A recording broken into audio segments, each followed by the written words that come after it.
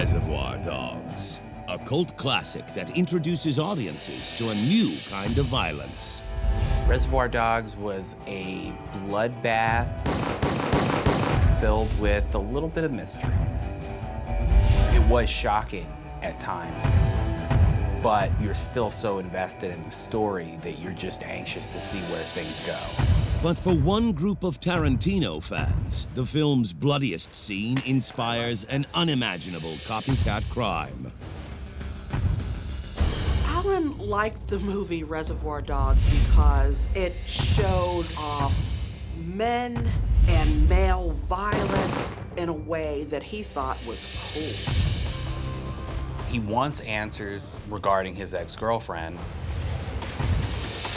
If he gets them, great. And if he doesn't, he's still gonna get some revenge. This is a real case of life imitating art in the most horrific way. And like the twists and turns of Reservoir Dogs, this copycat killing has a disturbing end. Everyone who's a fan of Tarantino knows there's gonna be a twist, and it's gonna be a big one. This was just vicious and wicked.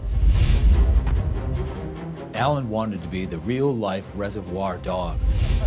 He wanted to copy the scenes, the most violent ones, and use them against his enemy.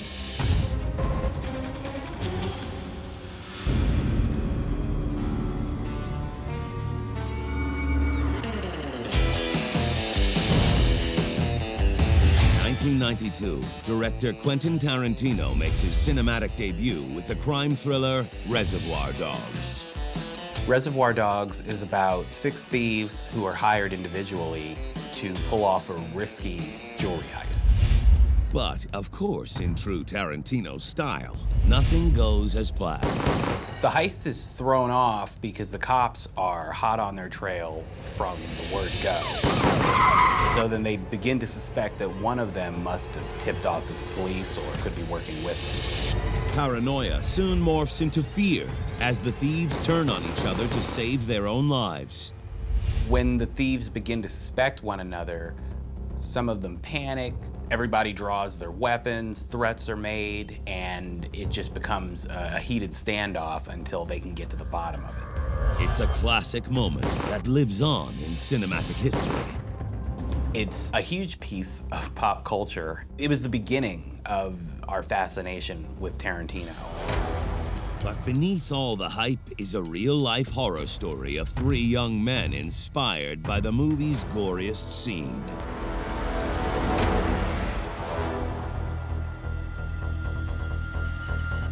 If I find out that one of you guys rat on me, you're dead too. Something was stolen from this group of boys.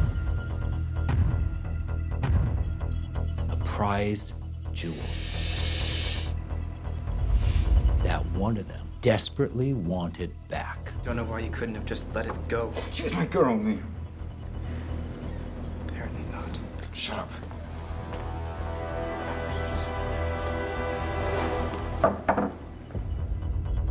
And like the thieves in Reservoir Dogs, nothing was off limits in terms of revenge, including murder.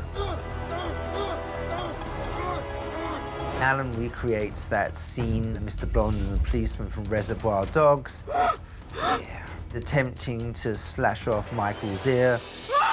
This is a real case of life imitating art in the most horrific way. Miss Little, how are you? Come right in. Thanks, Steve. Thanks for coming.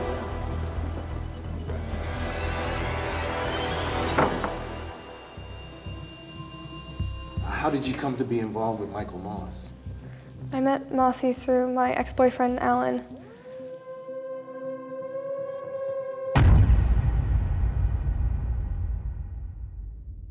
Just outside Liverpool, England, 15-year-olds Allan Bentley and Mark McKeefrey are 2 of the most feared boys in school. Allan and Mark were known troublemakers. They had a significant history of verbal and physical abuse. You want to confess? They were really the school bullies. They loved terrorizing the other kids. Yeah, get him, Allan, get him. And everybody lived in fear of them because they knew if they gave a bad look at Allan or Mark, they would be beaten up. This was their general behavior. There's nothing worse than that. The only person who seemingly isn't afraid of Allan is his 14-year-old girlfriend, Emma. Allan and Emma, in fact, were high school sweethearts, and they'd been together for a number of years. They had become very close. Emma may have been attracted very strongly to Allan's bad boy image. Not an uncommon thing to happen among girls sometimes when they're young and they're looking for adventure and romantic adventure. She seems to be a very good girl, unlike her boyfriend. She doesn't show signs of being cruel or a bully or anything. But their different personalities are about to pull them apart. One day, Allan and his friend Mark take the bullying too far. Are you sorry? I'm sorry. Oh, hey, sorry. You're sorry? One of their classmates decide he's had enough. He's going to stand up to them. When he does, Mark and Allan beat him beyond a pulp. Consider that a warning. Yeah, consider that your warning. They had really stepped over the line at this point. They beat up another young man that sent him to the hospital. This is sort of their MO, but putting a kid in the hospital as opposed to fattening his lip is a whole different ball of wax. The incident doesn't sit well with Allan's girlfriend, Emma. Allan, stop. What? Just stop it. He's hospitalized one of their classmates. He used himself and his fist to put another child under medical treatment. The anger behind that, the type of person who can do that, Emma has to look at and recognize that may not be the type of person she wants to be with. Allan and Mark are kicked out of school. They were expelled, and Allan and Mark spent to a special school where they could be supervised closer because they were seen as a threat to the other boys. Emma hopes that Allan's new school will change him. So the child then is sent away, hopefully, to have good behaviors instilled in them. Settle down, please. Okay, let's get started. We have 2 new students coming in. Allan and Mark. While at reform school, Allan and Mark's destructive behavior doesn't improve. Allan and Mark had not changed one iota. My name is Mark. I don't really know why I'm in this class. My name is Allan, and if any of you cross me, it will crush you. What we don't see, and what we don't really want to address, is then they're placed with other kids who are just as problematic as they are. And that does affect their growth and their insight and how they conduct themselves in the future. But there is one student at the school who isn't like the other boys.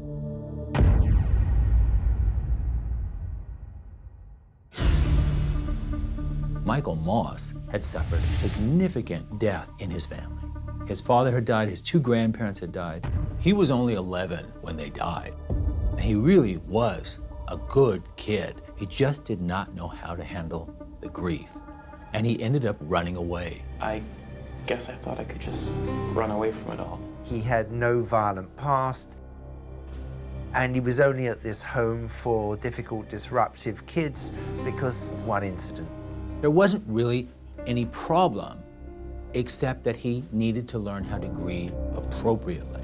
After meeting Michael in class, Allan and Mark see an opportunity. As young men will do, they interacted to feel each other out. Hey, Mikey. Sorry to hear about your dad, man. That sucks. Oh, don't worry about it. They reach out to him to be kind of one of their gang. Allan even introduces Michael to Emma. This is my girlfriend, Emma. And Emma, this is my new buddy, Mikey. Nice to meet you, Mikey. Whether you're going into a reform school or you're going into a private school or a public school, you want friends. You want to belong. You want to be accepted, especially as a teenager. But over time, Allan and Mark's bullish behavior turns Michael away from the group. Hey, Mikey, so we're planning on getting drunk and watching some movies this weekend if you want to come. I've got some homework to do. You sure? We're gonna be watching Reservoir Dogs. It's pretty good. Allan liked the movie Reservoir Dogs because it showed off men and male violence in a way that he thought was cool and was something that he could imitate. Allan loved Reservoir Dogs. He loved watching that movie. It was all about people like him. People who were strong, people who were going against society. But Michael doesn't share Allan's enthusiasm. I don't really like that kind of movie. It was very clear. Michael wanted no parts of Allan and no parts of Mark. He wasn't interested in the bullies, in the angry guys. He's able to say no and step back. Well, gotta go. Nice seeing you guys. Michael Moss was nothing like those two boys. Make no mistake about that. The rejection doesn't sit well with Allan and Mark. They took it as a snub, you know, that he turned down their approaches of friendship. And for Allan, there is more rejection to come. What's wrong? We're breaking up. When Emma breaks it off with him, everything about him's attacked. It can't be me. There has to be some other reason. Who is she seeing? The truth will lead to a heinous copycat crime. He was doubly rejected. Allan saw red. And like the thieves in Reservoir Dogs, nothing was off limits in terms of revenge, including murder. Quentin Tarantino's first film, Reservoir Dogs, is still hailed as one of his greatest works. Critics and fans both loved the film. Reservoir Dogs did a really good job of tying comedy, mystery, and all that violence together, along with a plot that was written in a way that we're not accustomed to seeing. It's a whodunit classic that keeps viewers guessing until the end. Reservoir Dogs was blood-soaked and gory, but the writing still kept it in a place where you weren't too focused on the gore. It was shocking, but you're still so invested in the story. Off the screen, 15-year-old Allan Bentley seems to embody one of Quentin Tarantino's characters. When you are like an individual that Allan was, you're talking about a young man who seems to have no restraint. He is led by his impulses, and there's no consequence. He doesn't necessarily care about others. The only thing Allan cares about is his girlfriend, Emma. Allan was this kind of tough guy, and Emma, at least initially, was attracted to that. And so they had stayed together once Allan had gone to the new school. But eventually, it becomes clear to Allan that something has changed between the two. When Allan is sent to reform school, it makes her reckon with the fact that the boy he's growing into is not a good person. Sam, oh, it's so good to see you.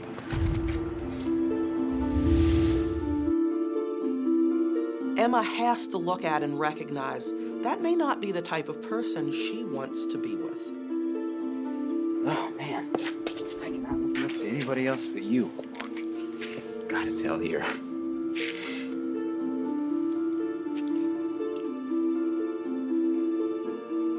What's wrong? I think their relationship became more and more one-sided, where Allan totally depended on Emma. He thought the world of her. He wanted to have a future with her.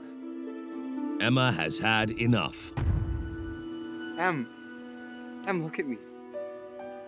You're entitled to reevaluate your relationships, anytime, any place, especially when you're a teenager, because your emotions can rule you.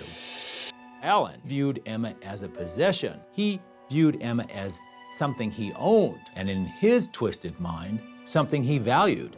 But she wasn't an individual. She was a possession. We're breaking up. Allan is beside himself. Breakups are hard. They're a rejection of you as a person. No, Em, please, I'll do anything, I promise. I'll buy you flowers, and I'll do anything, I'm done, Allan.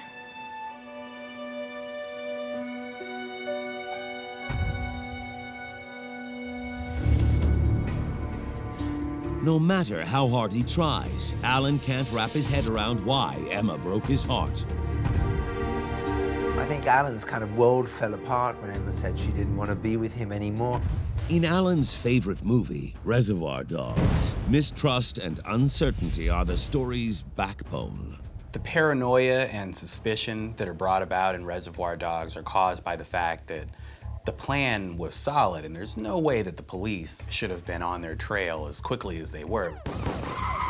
And then there's that underlying question of, who is the rat? And now Allan is left with the same paranoia. And he was wondering why. What could possibly be the reason? And was there another boy that Emma was involved with? Why had she suddenly gone off him? That's when Allan catches the rat.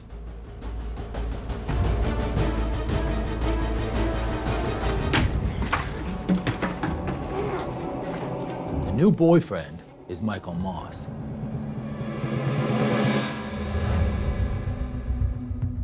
How did you come to be involved with Michael Moss? I met Mossy through my ex-boyfriend, Allan.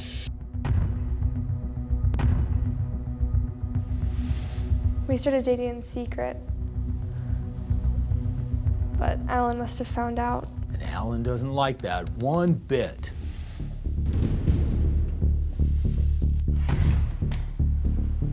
Break up with me? Are you kidding me? He was doubly rejected.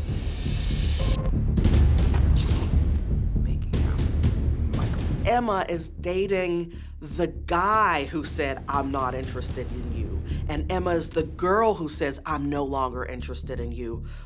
Allan saw red. Michael is the enemy, and the enemy deserves no mercy. Since catching Emma with Michael, Allan hasn't been able to think about anything else. For Allan, this was probably the first time he wasn't able to retain that tough guy exterior. You broke up with me? Are you kidding me? Losing Emma really got to him. Started calling me nonstop, every day, asking me about Michael, threatening to hurt Michael.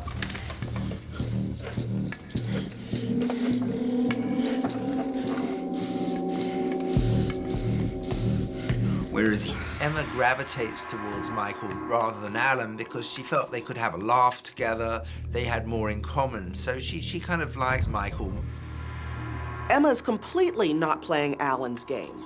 She's not responding in any way that he likes. She won't tell him why. She's just saying, look, this is what's gone on. How could you leave me for Michael? She's not responding to every single one of his calls, and that's making Allan madder and madder and madder. Now Allan's out for revenge, just like the thieves from his favorite movie, Reservoir Dogs. The thieves in the movie want to figure out who's the rat. When the thieves open the trunk, they find the body of a police officer. It is not the police officer that ratted them out. It is just a cop who was involved in the botched robbery, and they think he might have some answers. In a way, revenge is exacted on this police officer. He doesn't really have a lot of information, but he's tortured just the same. And things get pretty out of hand. That's when Allan gets an idea. A new boy comes to school named Graham.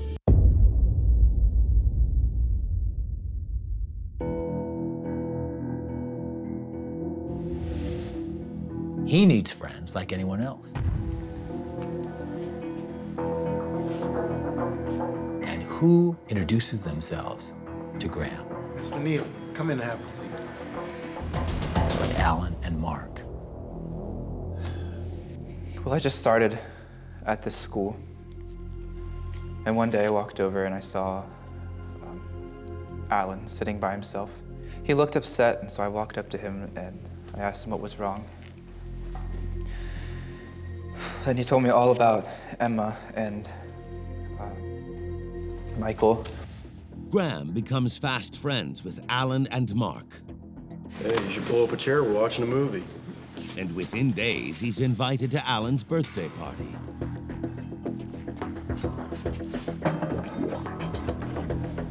It's my birthday, man. It's time for you to get ripped. It was one of the first times we've ever hung out. They were drinking.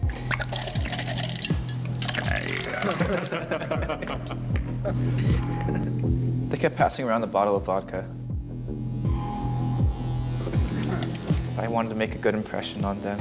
I didn't say no. I kept drinking with them. The boys all decide to watch the movie Reservoir Dogs. We know that children tend to be pack animals. For the moment, Graham was one of those guys. It's my favorite part, actually. Oh, that was a good movie. Holy crap. But Graham drinks too much and passes out. One of the downsides of Graham being new and not knowing perhaps the history that these guys, Allan in particular, are bullies and they're known to be violent. He's about to experience Allan's rage firsthand. Come on, man. You're not going to miss this. Yeah, Dad's not gonna want to miss this. What's going on? They want to show him something. And they're both really, really hyped up. But Allan has blood on his shirt. And in Graham's mind, what am I getting myself into? I don't even know these guys. Moss Lane Field. Moss Lane Field? What? Why? What for? Come on, you'll see. Yeah, you'll see. What have they done? Allan is excited. He is energized. Graham knows something has happened, something's gone on to put Allan in such a state. Remember that backstabber Mikey I was telling you about? Yep. Allan has a score to settle, and he'll stop at nothing until he gets his revenge. A scene from the movie Reservoir Dogs has inspired Allan to get back at his classmate Michael. Allan wanted to be the real-life Reservoir Dog.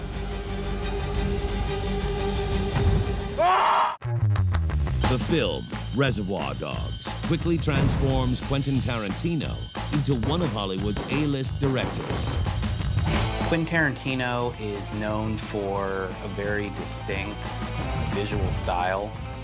His dialogue is always very heavy, but that's one of his signatures. And there's the gore and the language. It's always pretty provocative. It's this kind of Tarantino-styled violence that has Allan Bentley, Mark McKeefrey, and Graham Neary in the hot seat. They're being questioned in regards to a heinous crime against their classmate, Michael Moss. It was one of the first times we've ever hung out. I wanted to make a good impression on them. I didn't say no. I kept drinking with them. Remember that backstabber Mikey I was telling you about? Yeah? Well, while you were sleeping, you got that little turd that beat us out here. Now he won't be going anywhere. Where is he? Allan? Why is there blood on your shirt? And who else was there? Mark was there.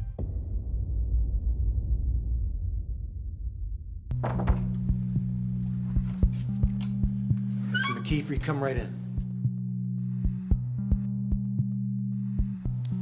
So you okay? How you doing? I'm doing all right. Okay, good, good. So you and Allan are good friends, you say? Yeah, great friends. We're like brothers. Consider that. Yeah, consider that your warning. Allan wasn't happy that Emma had split with him. Break up with me. He was very angry at Michael. How could you leave me for Michael? Very angry.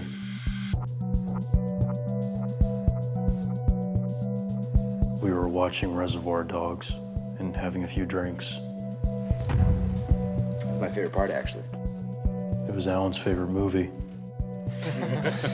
We started getting very drunk, and Graham fell asleep. Allan and I decided to go to Moss Lane Field, and we were gonna lure Michael out there. According to Mark, Allan was looking for a fight, so the two snuck out of the reform school in the middle of the night. And here he sees Allan falling apart. There's something fragile and emotional that Mark has never witnessed. And it is an uneasy feeling. And so to deal with that uneasy feeling, he quickly thinks of a solution. And the solution is to call Michael Moss. Mark suggests luring Michael out to the field so Allan can finally confront him. Of course you'll come here. I thought we were just gonna scare him. Look, don't you worry. We will figure this out. Mark had called him and said for the two of them to meet.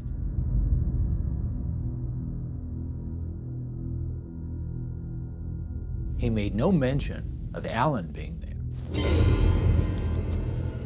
But of course, Allan was going to be there, hiding in the bushes, waiting, ready to attack. Michael Moss doesn't know what he's in for. Don't worry, buddy. We're gonna take care of this. You got nothing to worry about. And if Michael Moss had known this, chances are he wouldn't have agreed to meet up. Watch your step there. And then it happened. Michael took the bait.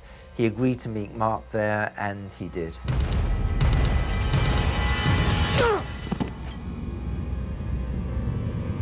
And suddenly, Allan came up behind him and just head-butted him and knocked him unconscious. With revenge within reach, Allan and Mark continue the party. And so these boys are happy. It's like a birthday present for Allan.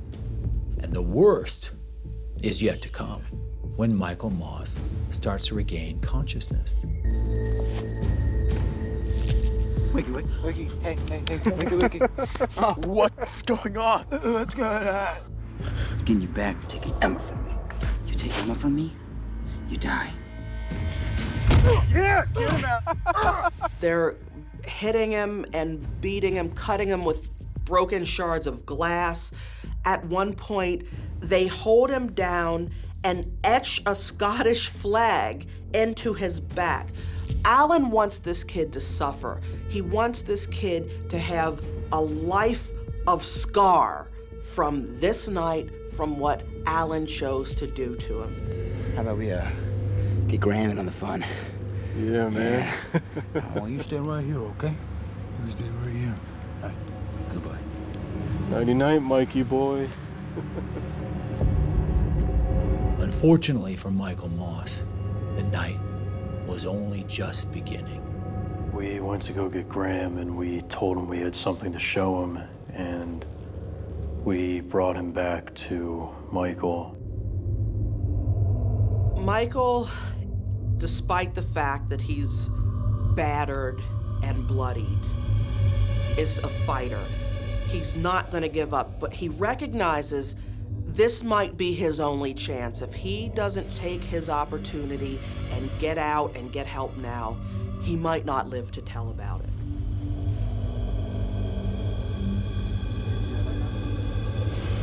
Because what Allan has in store for Michael is something ripped right from the movie Reservoir Dogs. Allan, in his own mind, related to that film because he saw himself as a leader who had the support of his two henchmen.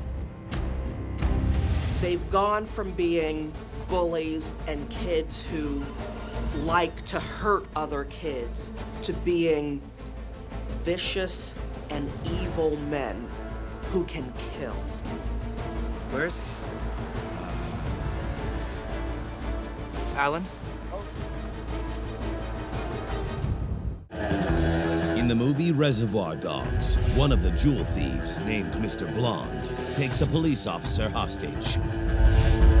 When Mr. Blonde ties up the officer, we know that He's trying to get some answers, but as the scene progresses, we see that he's kind of a psychopath who just wants to inflict pain.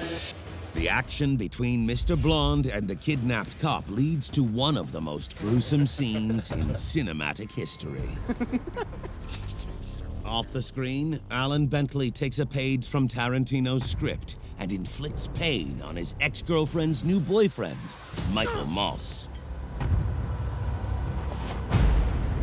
How about we, get Graham in on the fun? Yeah, man.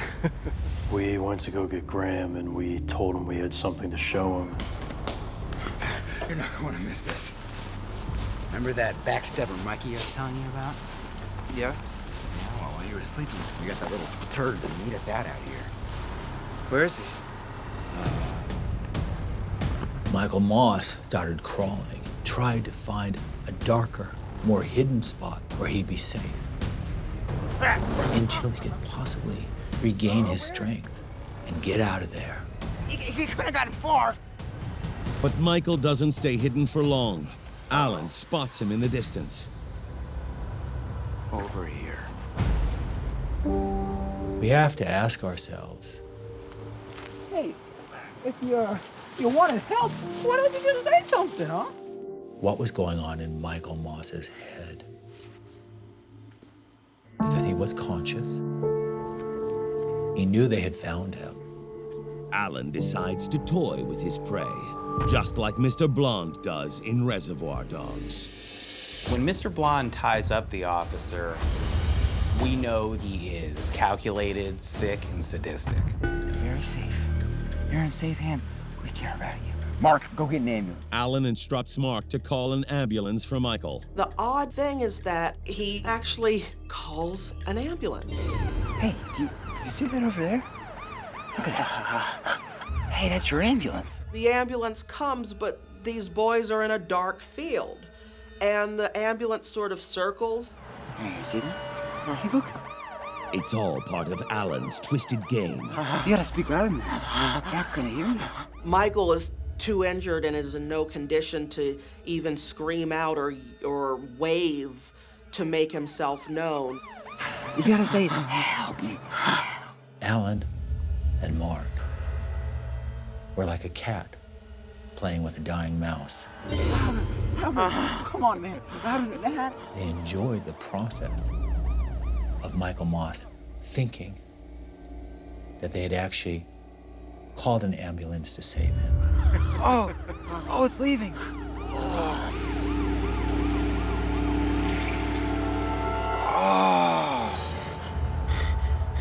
That really sucks. So for Allan, it was just like he was Mr. Blonde. Allan now had control over life and death. Any hope Michael had of salvation is shattered. Michael must have thought, oh, he's going to be saved. But that was just another cruel illusion.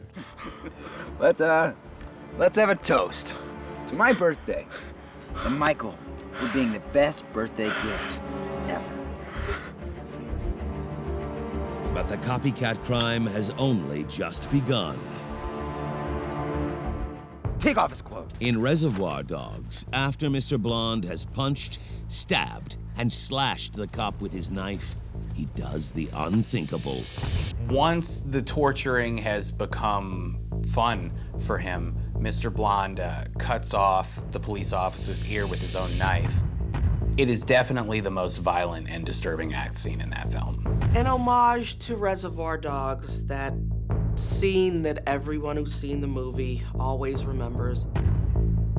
Allan decided that he was going to remove Michael's ear.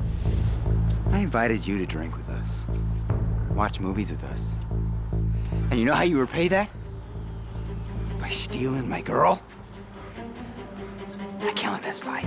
The film has become Allan's teacher. Forget about what he learns in school or from his parents. This film now directs Allan. Are you ready to die?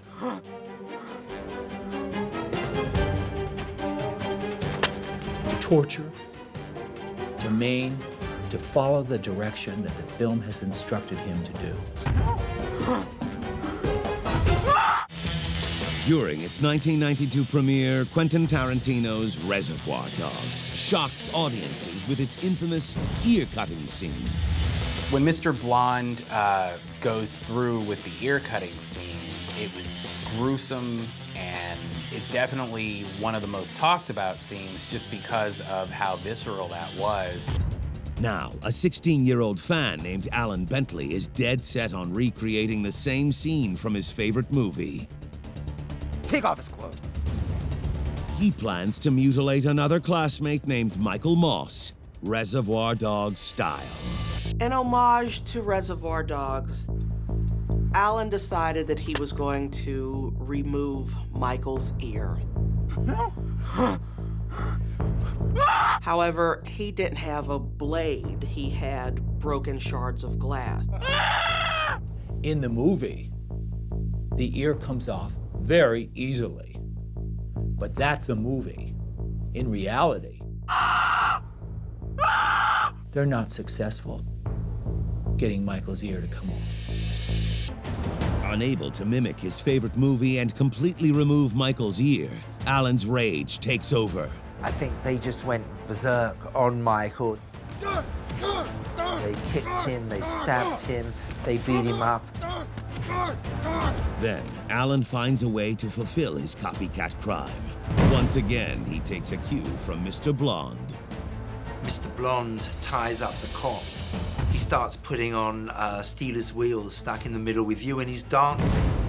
It's like a real party, and he's really having a grand old time.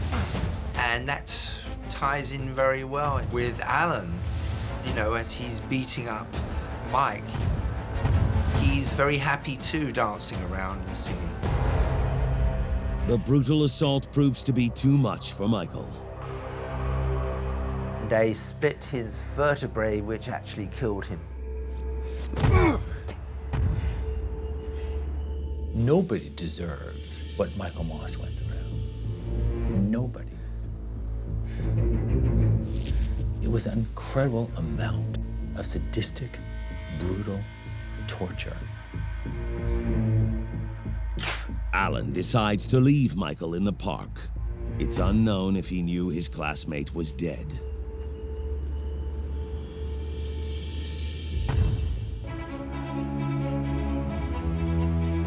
Mark and Allan return to school the next day.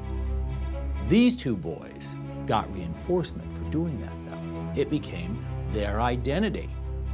They'd been bullying other kids for so long that they had no other interests. They didn't excel academically, and they didn't excel in any other way, other than they were tough and had strength as two boys together. But what Mark and Allan don't realize is that their crime is about to be discovered. A jogger has just found Michael's body in the park. She immediately calls police.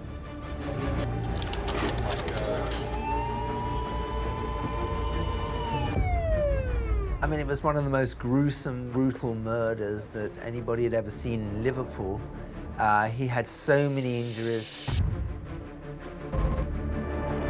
He suffered 10 fractured ribs, over 50 multiple stab wounds, multiple fractures to the bones in his face. But after police find Michael's body, it's only a matter of time before these copycat killers get caught. Because there's a rat in the group. So here's Graham. He's known these boys but a few days. He realized what had happened. Here was a young man who did have remorse, guilt, shame. In other words, unlike Mark or Allan, this one had a soul. He has no loyalty to these boys, so after this killing happens, He goes home and lets his mother know what went on, and they alert police.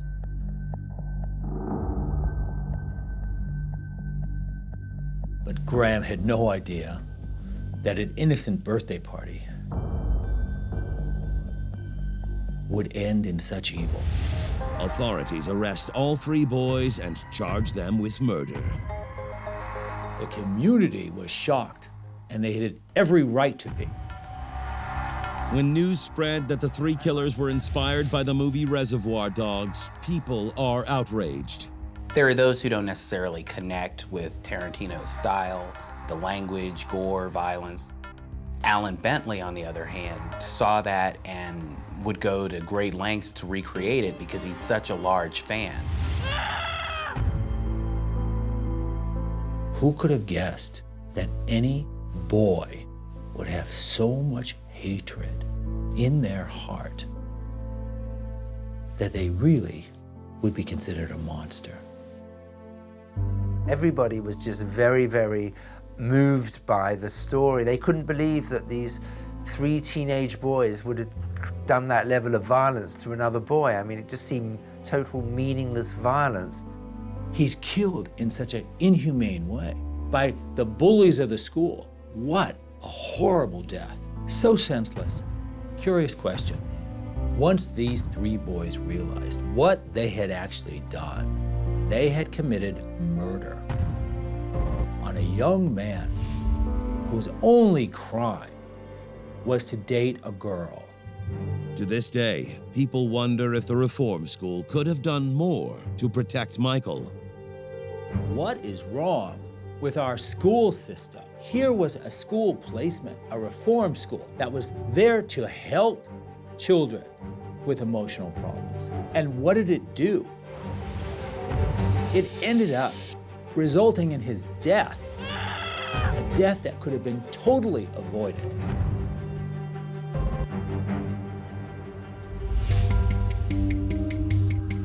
For their part in Michael's death, Allan and Mark are given life sentences. The jury was told at trial that Michael had had terrible injuries inflicted. It must have been awful. I can't begin to imagine what Michael went through for those several hours. During his trial, Graham argues that he wasn't involved with the crime and was only there as a witness. But the jury still sentences him to life in prison. The reports were that Graham looked noticeably upset and was crying. And people that observed that emotional behavior felt that Graham was really crying for himself rather than for what he had committed. But just like a typical Tarantino movie, the unexpected happens. There's always a twist. Despite their part in killing Michael Moss, Graham, Mark, and Allan all were released in 2012. They were all released due to good behavior. It's the one part of the story that doesn't mimic the movie. Those who are familiar with the Reservoir Dogs story know that at the end, everyone dies. Well, everyone except Mr. Pink. These three boys who committed murder all got to resume their lives in society. Low profile, but they definitely did not have to make the ultimate sacrifice despite taking their classmate's life. That's the true tragedy. Michael is dead, and his killers are free.